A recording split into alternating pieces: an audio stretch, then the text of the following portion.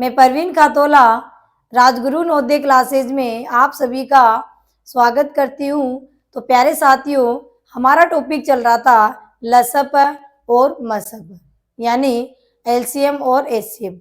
तो इसमें हमने लस और मस कंप्लीट सीख लिया है। तो आज हम इस टॉपिक में जानेंगे कि लस और मस में क्या संबंध होता है या इन दोनों के बीच में क्या रिलेशन होता है, इनको हम जानेंगे। तो आइए दोस्तों, आज की क्लास शुरू करते हैं। तो मसप और लसप में संबंध क्या होता है, यानी relation between LCM and HCF, यानी लसप और मसप में क्या संबंध होता है। तो इसको एक उदाहरण से हम जानते हैं। जैसे हमारे पास संख्या है 15 और 20। कौन सी संख्या है? 15 और 20, दो संख्या है, ठीक है। अब लस और मसप में संबंध हमें पता लगाना है, तो हम 15 और 20 का क्या निकालेंगे? 15-20 का लस व मसप निकालेंगे। किसका निकालेंगे? 15 और 20 दो संख्या ली हमने, उनका लस और मस निकालते हैं। तो पहले हम लस निकालते हैं, तो यहाँ हम भाग विधि से निकालते हैं। 15 और 20 का 2 से 15 में नहीं जा रहा, 2 ढाई 20, 2 से 15 में नहीं जा रहा, 2 पंजे 10, 3 से 3 पंजे 15, 5 में नहीं जा रहा, 5 में 5 का 5 एकम 5। तो 2 गुणा में 2 गुणा में 3 गुणा में 5, ठीक है। 2 दूनी 4, 4 3 12, 12 पंजे 60, यानी 15 और 20 का हमारा लसा आ गया है 60, ठीक है। इनका हम मस निकालते हैं, तो भाग विधि से निकालते हैं मस। तो 15 का भाग किस में लगा देंगे? 20 में। 15 एकम 15, 2 बार ज्यादा आ जाएंगे, शेषफल बच गए 5। 5 हमारा क्या बन जाएगा? भाजक बन जाएगा। और 15 भाजक था वो भाज्य बन जाएगा। 5 का भाग 15 में कितनी बार? 3 बार। 5 3 15, शेषफल बच गए 0 0, यानी 5 का भाग देने पर शेषफल 0 आया, तो 5 इसका क्या आ गया? हमारे मस आ गया, ठीक है। संख्या थी 15 और 20, उनका लस और मस हमने निकाला। लस आया है 60 और मस आया है 5, ठीक है। अब जो हमारी देखिए संख्या है 15 और 20, 15 और 20 हमारी संख्या थी, उनका हम गुणा करते हैं एक बार। तो गुणा करने पर हमारे कितने आ रहे हैं? 300 आ रहे हैं, ठीक है। इसका लस था 60 और मस था हमारे 5। अगर हम इनका गुणा करते हैं तो भी हमारे 300 आए, यानी दोनों ही बराबर आ रहे हैं, ठीक है। यानी दोनों संख्याओं का गुणनफल किसके बराबर आ रहा है? लस और मस के गुणनफल के बराबर आ रहा है, ठीक है। तो एक बात आपको समझ में आ गई होगी कि कोई दो संख्या है, उनका गुणनफल क्या आया है? उनके लस और मस के गुणनफल के बराबर आया है। तो एक नियम निकल के आता है, तो हम इसको ऐसे भी लिख सकते हैं कि दो संख्याओं का गुणनफल, कोई सी भी दो संख्या हो सकती है, दो संख्याओं का गुणनफल उनके लसप व मसप के गुणनफल के बराबर होता है। यानी ये बात हम कह सकते हैं, ये जो हमने किया है इससे हम ये बात कह सकते हैं कि दो संख्याओं का गुणनफल उनके लस व मस के गुणनफल के बराबर होता है। तो इस बात को हम एक सूत्र के द्वारा अगर कहे, सूत्र भी समझ सकते हैं, इसको फॉर्मूला कह सकते हैं। तो उसको हम कैसे लिखेंगे? लसप इंटू मसप बराबर पहली संख्या गुणा में दूसरी संख्या। इसको हम ऐसे भी लिख सकते हैं, ठीक है। यानी एक फॉर्मूला हमारे पास हो जाएगा। यानी ये लस और मस में संबंध क्या होता है कि दो संख्याओं का गुणनफल, पहली संख्या और दूसरी संख्या, दो संख्याओं का गुणनफल क्या होता है? उनके लस और मस के गुणनफल के बराबर होता है, ठीक है। यहाँ पर एक बात ये भी हो सकती है कि पहली और दूसरी संख्या ना देकर दोनों संख्याओं का गुणनफल दे दे, तो भी क्या होगा? उनके लस और मस के गुणनफल के बराबर होगा। तो इस बात को हम ऐसे भी लिख सकते हैं कि लसप गुणा में मसप बराबर क्या होगा, दो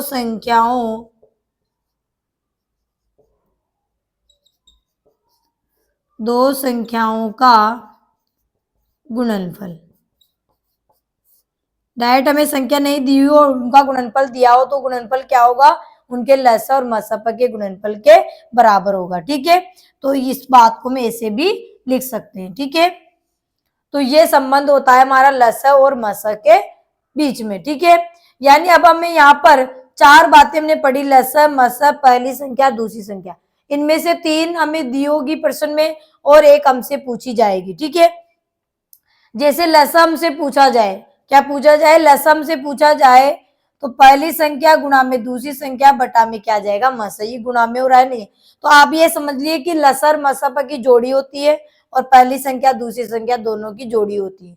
ठीक है, अगर जोड़ी में से कोई बिछड़ जाएगा, उसको निकालना है तो फिर वो दूसरा वाला उसके नीचे ही जाएगा। ठीक है, इधर से कोई बिछड़ गया, मान लो पहला निकालना है, दूसरी दी हुई है तो ये इनके नीचे ही जाएगा, हमेशा बटा में जाएगा। ठीक है, ऐसे याद रखना, लसर मसप की जोड़ी है और पहली और दूसरी संख्या की जोड़ी है। ठीक है, तो इस तरीके से हमारे ये बात हमें समझ में आ गई कि लसर मसप में क्या संबंध होता है। अभी इसी से और भी फॉर्मूले हमारे बनते हैं जिनको हम आगे लिख के मैं आपको बता रही हूँ। तो आगे बढ़ते हैं। तो देखिए, अभी हमने जाना था कि लसप इंटू मसप, यानी लसप और मसप का गुणनफल क्या होता है, उन दोनों संख्याओं के गुणनफल के बराबर होता है। यानी पहली संख्या गुणा में दूसरी संख्या, पहली संख्या गुणा में दूसरी संख्या। ठीक है, ये हमने संबंध पढ़ा। लसम मस में क्या संबंध होता है कि दो संख्याओं का गुणनफल क्या होता है, उनके लस और मस के गुणनफल के बराबर होता है। ठीक है, हमें लस पूछ ले, प्रश्न में लस पूछा जाए कि लसप निकालिए, तो लस निकालेंगे तो ये जो मस गुणा में हो रहा है, जब इसका पक्षांतर करेंगे तो भाग में आ जाएगा। तो फॉर्मूला क्या बन जाएगा, पहली संख्या गुणा में दूसरी संख्या बटा में मसप। ठीक है, इसी से बनेंगे हमारे चार फॉर्मूले, इस बात को याद रखना है, उसी से बनेंगे। ठीक है, अगर हमें मस निकालने के लिए बोले तो मसप बराबर पहली संख्या गुणा में दूसरी संख्या बटा में, मस निकालना है तो लस बटा में आ जाएगा। ठीक है, बटा में लस प। ठीक है, अब हमें लसर मस दिया और पहली संख्या में दी हुई और हमें दूसरी निकालनी है, तो दूसरी संख्या में निकाल तो पहली संख्या कहाँ चली जाएगी, भाग में चली जाएगी। ठीक है, तो क्या हो जाएगा, दूसरी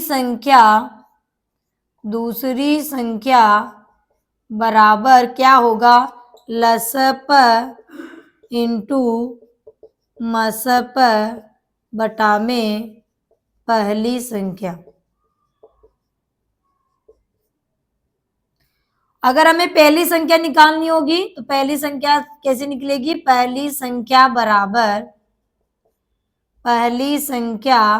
बराबर लसप इंटू मसप बटा में दूसरी संख्या। यानी समझ में आ गया आपको, ये हमने रिलेशन पढ़ा इनके बीच में, तो उसी से हमारी लसन निकलेगा, मसब निकाल सकते हैं, दूसरी संख्या और पहली संख्या भी हम निकाल सकते हैं। ठीक है, तो ये चीज आज हम पढ़ने वाले हैं, यानी इससे संबंधित प्रश्नों को हम हल करेंगे। ठीक है, ये बात समझ में आ गई आपको। अब हम प्रश्नों पे चर्चा करते हैं कि कैसे प्रश्न एग्जाम में आते हैं। तो हमारा पहला प्रश्न है हमारा कि दो संख्याओं 45 और 195, 45 और 195 का मसप 15 है, तो इन संख्याओं का लसप क्या होगा। यानी दो संख्याएं दी हुई है, मस दिया है, हमें लसप पूछा है। ठीक है, तो अभी हमने जाना था कि लसप हमें निकालना है, दोनों संख्या तो हमें दी हुई है, तो दोनों की जोड़ी रहती है, दोनों एक साथ रहेगी, तो क्या आ जाएगा, पहली संख्या गुणा में दूसरी संख्या बटा में मसप। ठीक है भाई, लसा मसप की जोड़ी होती है, बिछड़ गई, इसकी जोड़ी लसप पूछा है, मसप लसद पूछा है, मसप दिया हुआ है, तो ये जोड़ी बिछड़ेगी तो वो नीचे बटा में आएगी। पहली संख्या दूसरी रखी तो वो हमेशा ऊपर आएगी। ठीक है, जिसकी जोड़ी कंप्लीट है वो हमेशा ऊपर आएगी, जो जोड़ी बिछड़ गई है वो नीचे आएगी, ऐसे याद रख लेना। ठीक है, तो पहली संख्या कितनी है 45, गुणा में दूसरी संख्या कितनी है 195, और बटा में मसा कितना है 15, तो 15। ठीक है, काट लेंगे, 15 एकम 15, 15 से कट रहा है 15 3 45, नीचे एक आ गया तो बटा में एक का कोई मतलब नहीं है। 3 को 195 से गुणा करेंगे तो तीनों पंजे 15, हासिल का 1, 3 नाम 27, 1 28, हासिल के 2, 3 एकम 3 और 2 5, तो क्या आ जाएगा 585, यानी उन दोनों संख्याओं का लसर क्या आएगा 585। ठीक है, तो आपको संख्या दी हुई तो लसर निकालने की जरूरत नहीं पड़ेगी, आप इस फॉर्मूले से इनको आराम से कर सकते हैं। ठीक है, इनका मसला यहाँ पर दिया हुआ है, तो 585 हमारा आंसर हो जाएगा, तो सी हमारा क्या हो जाएगा, सही जवाब हो जाएगा। नेक्स्ट प्रश्न है, अगला प्रश्न है हमारा कि दो संख्याएं 36 और 48 है। दो संख्याएं दी हुई 36 और 48, दो संख्या मतलब पहली संख्या दूसरी संख्या। ठीक है, यदि उनका लसप 144, लसप भी दिया हुआ है, तो उन संख्याओं का मसप होगा, क्या निकालना है हमें, मसप। ठीक है, तो फॉर्मूला क्या बन जाएगा, मसप बराबर, दोनों संख्या दे रखी है, दोनों की जोड़ी है, पहली संख्या दूसरी संख्या की, तो ये ऊपर लिखी जाएगी, पहली संख्या गुणा में दूसरी संख्या बटा में लसप।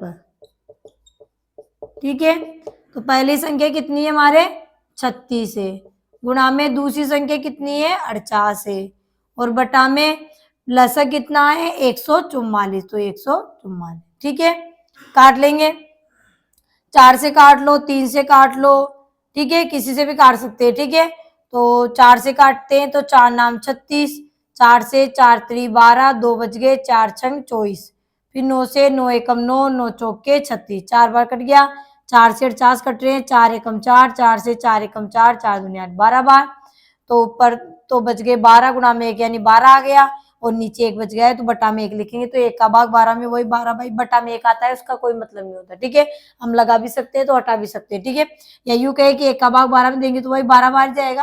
ठीक है, इसलिए बटा में 1 लिखा होता है, इसको हम नहीं गिनते। ठीक है ना, वो नीचे 1 रहेगा तो वो उसका, क्योंकि भाग देंगे किसी भी संख्या में 1 का तो हमारे पास वही संख्या प्राप्त होती है, इसलिए नीचे बटा में हम 1 लगा भी सकते हैं किसी भी संख्या के, और हटा भी सकते हैं। ठीक है, तो हमारा क्या आ गया, इसका मसब कितना आ गया 12 आ गया। ठीक है, तो ए हमारा क्या हो जाएगा, सही जवाब हो जाएगा। अगला प्रश्न है कि दो संख्याओं का गुणनफल 4500 है। ठीक है, यदि उनका मसप 15 हो तो संख्याओं का लसप क्या है, या लसप क्या होगा। ठीक है, तो दो संख्या न देकर हमें दोनों का गुणनफल दे दिया तो कोई दिक्कत नहीं है, और मसा दे दिया, हमें लसन निकालना है। ठीक है, तो लसन निकालने का सूत्र क्या हो जाएगा, पहली संख्या गुणा में दूसरी संख्या बटा में मसब। तो पहली संख्या दूसरी संख्या नहीं दी है, दोनों का गुणनफल दे दिया है, तो हम क्या लिख देंगे यहाँ पर, पहली संख्या गुणा में दूसरी संख्या की जगह दो संख्याओं का गुणनफल, दो संख्याओं का गुणनफल बटा में मसप। तो दो संख्याओं का गुणनफल कितना है हमारे 4500। ठीक है, और मसप कितना है 15 है। ठीक है, 15 से कट रहे हैं तो 15 एकम 15, 15 से 15 3 45, जीरो बांध के भाग टूट गई 0, जीरो बांध के भाग टूट गई 0, यानी कितने आ गए हमारे 300, कितने आ गए 300। ठीक है, तो दो संख्याओं न देकर यहाँ गुणनफल दे दिया तो उन संख्याओं की जगह हम गुणनफल को डायरेक्ट रख देंगे और बटा में मसर का भाग लगाएंगे, तो हमारा लसर कितना आ जाएगा 300। ठीक है, तो बी हमारा क्या हो जाएगा, सही जवाब हो जाएगा। नेक्स्ट प्रश्न है, अगला प्रश्न है कि दो संख्याओं का लसप और मसप क्रमशः 8250 व 5 है। क्रमशः का मतलब है कि लसप तो है 8250 और मस है 5। ठीक है, दो संख्याओं का। ठीक है, लसर मसर दिया हुआ है, यदि एक संख्या 125 है और संख्या भी दी हुई है एक, और हमसे पूछा है कि दूसरी संख्या होगी, दूसरी संख्या क्या होगी या दूसरी संख्या होगी ये बताना है। ठीक है, तो दूसरी संख्या निकालेंगे तो क्या फॉर्मूला लगेगा, दूसरी संख्या बराबर लसप इंटू मसप बटा में पहली संख्या। तो लसप कितना दिया है 8250, 8250 गुणा में मसप कितना है 5 बटा में पहली संख्या कितनी है 125। ठीक है, काटेंगे इकाई अंक 5 इसमें 5 इसमें 5 यानी 5 से कट जाएगी सारी। ठीक है, तो 5 से 5 और 125 को काटते हैं तो 5 एकम 5, 5 से 5 दूनी 10, 2 बच गए 5 25 यानी 25 पंजे 125, 25 बार कट गया। फिर 5 से कट रहा है, 5 से काट देते 5 25, 5 से 5 एकम 5, 3 बच गए 32 हो गए। तो कितनी बार जाएगा 5 छंग 30, 2 बच गए 25 हो गए, 5 25, 0 बांध गया, भाग टूट गई 0।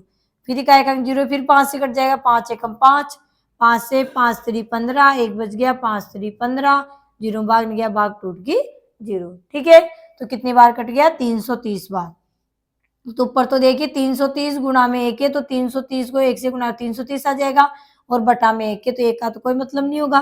ठीक है, तो 330 क्या आ जाएगा हमारे दूसरी संख्या आ जाएगी। ठीक है, तो यहाँ पर हमें लसम मसद दिया हुआ था, पहली संख्या दी हुई थी यानी एक संख्या दी हुई थी और दूसरी संख्या में निकाल, तो लसम मसद की जोड़ी थी वो तो ऊपर आ जाएगी और यहाँ से पहली संख्या बिछड़ गई है वो बटा में आ जाएगी। ठीक है, तो पहली संख्या नीचे करेंगे, काटेंगे तो हमारा आंसर आ जाएगा 330 यानी वो दूसरी संख्या क्या है 330 है। तो ए हमारा क्या हो जाएगा सही जवाब हो जाएगा।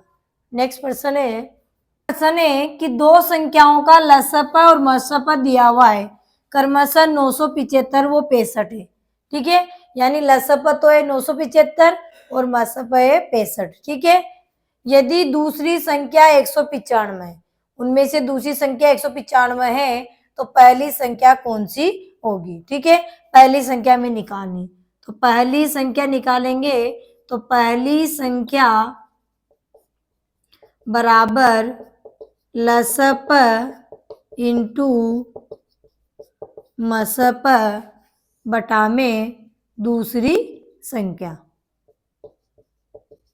लसम मसब दे रखा है ऊपर आ जाएगा और मैं पहली संख्या पूछी है तो दूसरी संख्या नीचे आ जाएगी। ठीक है, यहाँ से बिछड़ गई ना भाई, इन दोनों की जोड़ी होती है तो बिछड़ गई तो नीचे आ जाएगी। तो लस तो कितना दिया हुआ है हमें 975, लस दिया है 975 गुणा में मस कितना दिया हुआ है 65 दिया हुआ है, कितना दिया हुआ है 65 बटा में दूसरी संख्या कितनी दी हुई है 195। ठीक है, तीनों का इकाई अंक 5 है, इसका मतलब ये 5 से कट सकते हैं तीनों। ठीक है, तो हम 65 और 195 काटते हैं पहले 5 से, तो 5 एकम 5, 1 बच गया, कितने हो गए यहाँ 15, 5 3 15, 13 बार, 13 पंजे 65 होते हैं। 5 से 5 3 15, कितने बच गए 4, 45 हो गए, 5 नाम 45 यानी 39 बार कट गया। अब 13 तो अभाज्य संख्या में पता है, तो 13 के पाड़े 39 आते हैं, 13 3 39, तो 13 से ही 3 बार कट जाए, इसको भी काट लेते हैं एक बार और, 13 कम 13, 13 3 39। काटने का नियम ये होता है कि जिस पाड़े से अंश को जिस पाड़े से काटते हैं अंश को भी इसी पाड़े से काटना होता है। ठीक है, तीन है क्या ये 3 से कटेगी क्या, तो देखते हैं अंकों का योग करते हैं, 9 और 7 कितने हो गए 16 और 16 और 5 कितने हो गए 21, 21 में 3 का भाग जाता है, इसका मतलब 975 में 3 का चला जाएगा। 3 एकम 3, 3 तिया 9, 3 दूनी 6, 1 बच गया, 3 पंजे 15 यानी कितनी बार कट गए 325 बार। कितनी बार गया 3 का भाग 325 बार गया, यानी 325 की आ जाएगी हमारी पहली संख्या आ जाएगी। ठीक है, जिन दो संख्याओं का लसर मसर दिया हुआ था उनमें एक संख्या हमारी 195 थी और हमें संख्या पूछी थी दूसरी दी हुई थी, पहली पूछी थी, तो पहली संख्या क्या आ जाएगी 325। ठीक है, तो बी हमारा क्या हो जाएगा, बी हमारा सही जवाब हो जाएगा। अगला प्रश्न है कि दो संख्याओं का गुणनफल 10,830 है, दो संख्याओं का गुणनफल 10,830 है तथा उनका मसप 19 है। उनका मसप क्या है 19 है, तो लसप होगा, क्या निकालना है हमें लसप, तो लसप बराबर दो संख्याओं यानी दो संख्या न देकर यानी पहली और दूसरी संख्या न देकर हमें क्या दे दिया उनका गुणनफल दे दिया, तो पहली और दूसरी संख्या की जगह हम क्या लिख देंगे दो संख्याओं का गुणनफल लिख देंगे, दो संख्याओं का गुणनफल बटा में मसप। तो दो संख्याओं का गुणनफल कितना दिया है? 10,830 बटा में मसप कितना है? 19 है। ठीक है, अब 19 एक अभाज्य संख्या है तो 19 का भाग लगाएंगे, चला जाता है। ठीक है, जो भी है जैसा भी आएगा आंसर तो लगाते हैं 19 का भाग, क्योंकि 19 और किसी से नहीं कटती है, अभाज्य संख्या स्वयं से ही कटती है।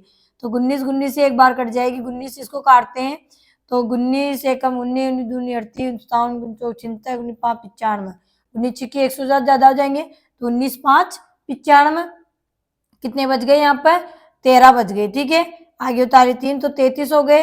19 5 95 19 6 की 14 19 7 133 7 बार, और जीरो भाग गया तो भाग टूट गई 0। ठीक है, कितनी बार कट गया? 570 बार। 19 से कितनी बार कट गया? 10,830 570 बार, यानी 570 क्या आ जाएगा? उन संख्याओं का, जो भी दो संख्याएं थी उनका क्या आ जाएगा? ये लसर आ जाएगा। ठीक है, तो सी हमारा क्या हो जाएगा? सही जवाब हो जाएगा। ठीक है, अगला प्रश्न है कि दो अभाज्य संख्याओं का लसप है, यानी उनका जो लस आएगा क्या आएगा? उनका योग आएगा, या उनका अंतर आएगा, या उनका गुणनफल आएगा, या उनका भागफल आएगा। ठीक है, तो अभाज्य संख्या किसे कहते हैं? पहले तो हमें ये पता होना चाहिए। तो अभाज्य संख्या किसे कहते हैं? ये हमने नंबर सिस्टम में जाना था कि जिस संख्या में एक और स्वयं का ही भाग जाता है और अन्य संख्या का भाग नहीं जाता है, यानी वो स्वयं से ही कटती है। ठीक है, यानी स्वयं का ही भाग जाता है, उसे हम क्या कहते हैं? अभाज्य संख्या कहते हैं। जिसमें एक और स्वयं का ही भाग जाता है उसे हम अभाज्य संख्या कहते हैं। ठीक है, तो कोई भी दो अभाज्य हो सकती है, कोई भी दो अभाज्य संख्या, उनका लसक क्या होगा? तो हम यहाँ पर अभाज्य संख्या लेकर करके देखते हैं क्या होता है। अभी रिजल्ट हमारे सामने आ जाएगा।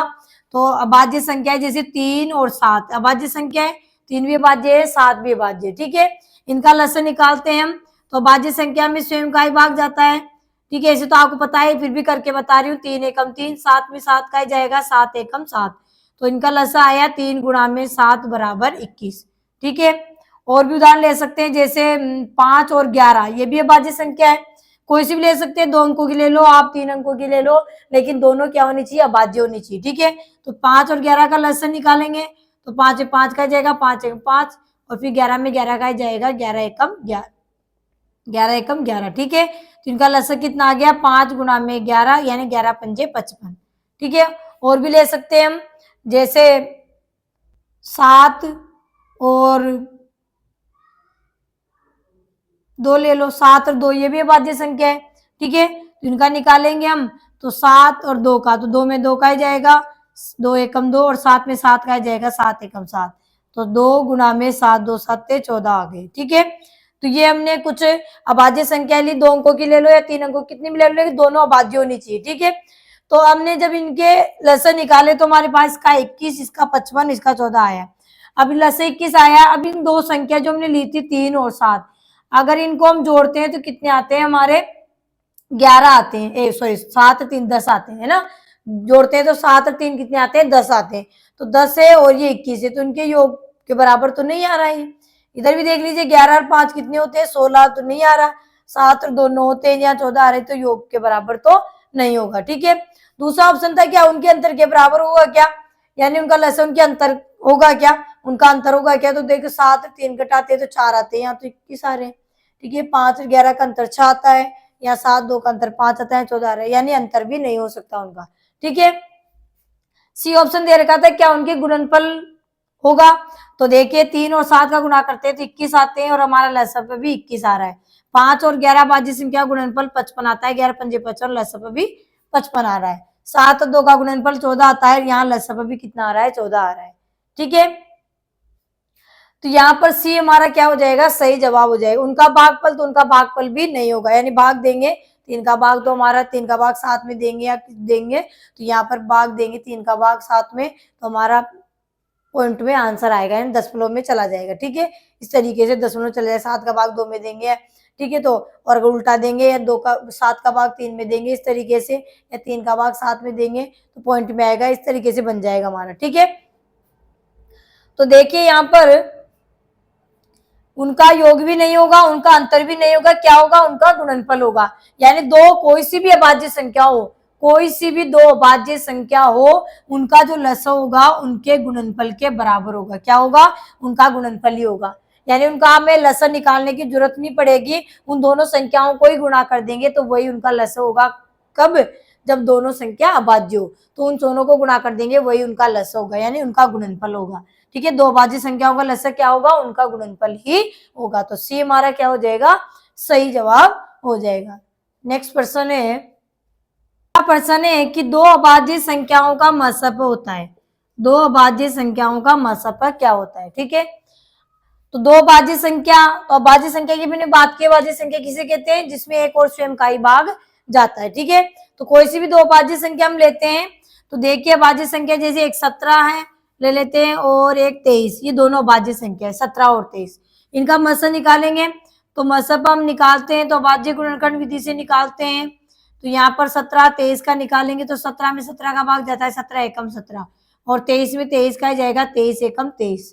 ठीक है, तो यहाँ पर कोई जोड़ा नहीं बन रहा है, कोई भी जोड़ा नहीं बन रहा है हमारा। और भी अभाज्य संख्या हम ले सकते हैं जैसे 37 एक, ठीक है, और एक हम 53 ले सकते हैं। ठीक है, 37 53 भी अभाज्य संख्या है तो 37 के अभाज्य गुणनखंड निकाल तो 37 में 37 का ही भाग जाएगा 37 एकम 37 और किसी संख्या से ये नहीं कटती है। और 53 में 53 का ही जाएगा 53 एकम 53। ठीक है, तो यहाँ पर दोनों के अभाज्य गुणनखंड में देखते हैं हम तो कोई भी जोड़ा नहीं बन रहा है। ठीक है, तो जब जोड़े नहीं बनते हैं अभाज्य संख्याओं में तो उन संख्याओं का कोई भी संख्या हो सकती है, वो जरूरी नहीं वो दो अभाज्य संख्या हो, तो कोई सी भी संख्या हो जिनका जोड़ा नहीं बनता है वहां पर तो उनका मसप क्या माना जाता है? एक माना जाता है। ठीक है, तो इनका मसप क्या होगा?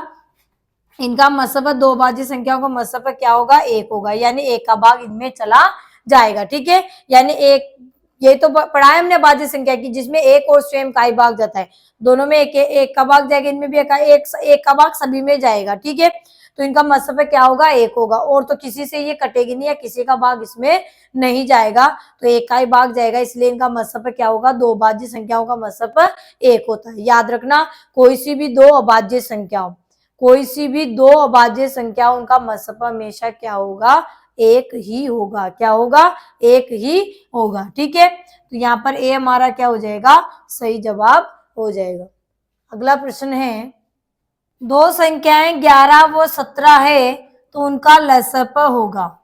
दो संख्याएं क्या दे रखी है? 11 व 17, तो उनका लसा क्या होगा? ठीक है, तो यहाँ पर लसा आपको निकालने की जरूरत नहीं है, पहले संख्या देख लेते हैं। संख्या 11 है 17 है, तो 11 और 17 क्या है? हमारी दो अभाज्य संख्या है।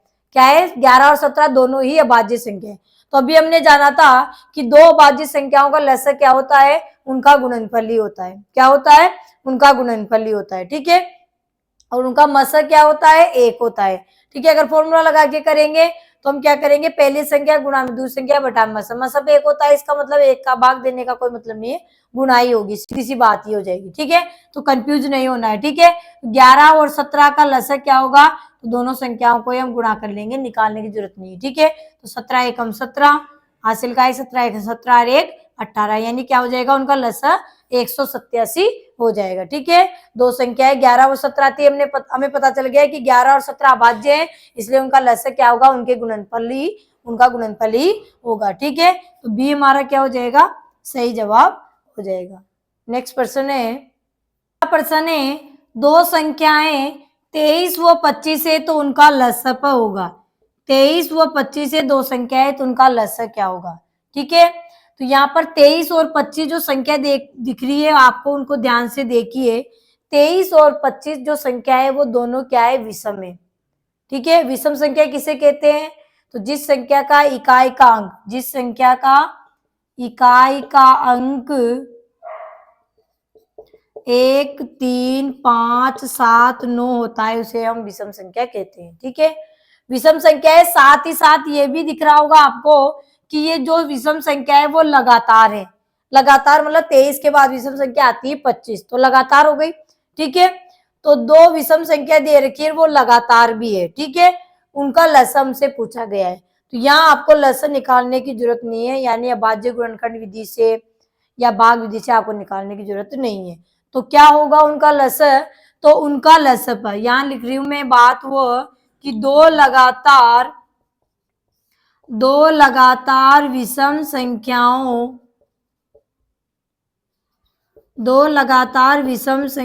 का लसप बराबर क्या होता है, उनका गुणनफल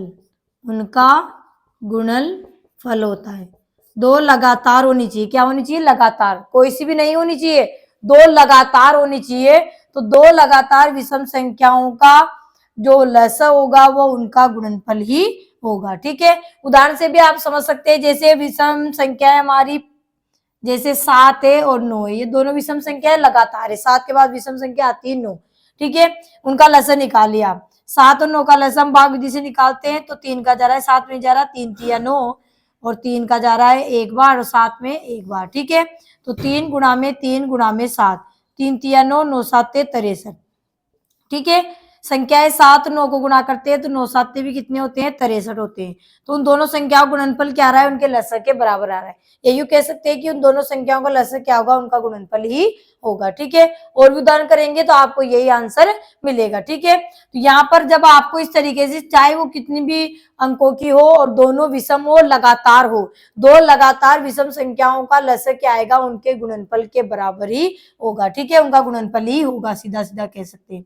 तो 23 और 25 लगातार विषम संख्या थी, तो इनका गुणा करते हैं तो 25 थी, 75 के 5 हासिल के 7, 25 दूनी 50, 50 और 7 कितने हो जाएंगे, 57, यानी 575। यानी 23 और 25 का क्या होगा, उनका लसक क्या होगा, 575 आएगा। ठीक है, साथ ही साथ हम मसक की भी बात कर लेते हैं यहाँ पर, कि दो लगातार विषम संख्याओं का मसक क्या होगा। दो लगातार विषम संख्याओं का मसक क्या होगा, तो दो लगातार विषम संख्याएं होगी, उनमें कोई भी जोड़ा नहीं बनेगा, और जोड़ा नहीं बनेगा तो उनका मसक क्या होगा, एक। तो ये बात भी आप याद रखना कि दो लगातार विषम संख्या लगातार होनी चाहिए, इनके बीच में और दूसरी विषम संख्या नहीं आनी चाहिए, तो उनका मसक क्या होगा, उनका मसक एक होता है। लसक क्या होता है, उनका गुणनफल ही होता है। तो यहाँ में लसक पूछा था, इसलिए क्या हो जाएगा, 575 हो जाएगा। तो सी हमारा क्या हो जाएगा, सही जवाब हो जाएगा। ठीक है, तो प्यारे साथियों, आज हमने लसप और मसप में क्या संबंध होता है इसको जाना है, और साथ ही साथ इससे संबंधित जो प्रश्न एग्जाम में पूछे जाते हैं उनकी भी हमने चर्चा की है। आई होप आपको प्रश्न समझ में आए होंगे। तो अगर आपको वीडियो अच्छा लगा हो तो वीडियो को लाइक करें, चैनल को सब्सक्राइब करें। तब तक के लिए धन्यवाद। जय हिंद, जय भारत। मिलेंगे नेक्स्ट वीडियो।